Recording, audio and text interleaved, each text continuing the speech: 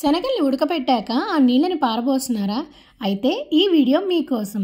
ఇంకెప్పుడైనా శనగలు ఉడకపెట్టేటప్పుడు ఈ రెసిపీని అయితే ఖచ్చితంగా ట్రై చేయండి. ఒక మిక్సర్ జార్ తీసుకొని 1 టేబుల్ స్పూన్ కందిపప్పు, 1/2 టేబుల్ స్పూన్ మిరియాలు, 1/2 టేబుల్ స్పూన్ జీలకర్ర, 1 టేబుల్ స్పూన్ ధనియాలు, అలాగే 4-5 మెంతులు వేసుకొని 2 ఎండుమిర్చితోటి కోర్స్గా గ్రైండ్ చేసుకొని 2 వెల్లుల్లి రెబ్బలను కూడా వేసి ఒకసారి మళ్ళీ గ్రైండ్ చేసుకున్నాక ఉడకపెట్టిన శనగల నీళ్లతో పాటు కొన్ని శనగలు, గ్రైండ్ చేసుకున్న మసాలా దినుసుల మిశ్రమం, 1 టమాటా, చిన్న నిమ్మకాయ సైజ్ అంత చింతపండు నుండి తీసిన నీళ్లు, చిటికెడంత పసుపు, కరివేపాకు, ఇంగు తాలింపు వేసి ఒకసారి గరిటతో కలుపుకొని స్టవ్ మీద పెట్టుకొని ఒక పొంగు రానిచ్చామంటే ఈ చలికాలంలో వేడి వేడి శనగల చారు రెడీ అయినట్లే.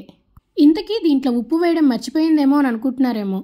ముందుగానే మనం శనగలు ఉడకపెట్టేటప్పుడు ఉప్పు వేస్తాం కాబట్టి దీంట్లో అవసరం లేదు. మరి ట్రై చేస్తారు కదా. ఇలాంటి సింపుల్ అండ్ హెల్తీ రెసిపీస్ కోసం నా ఛానల్ అయితే సబ్స్క్రైబ్ చేసుకోండి. Thank you.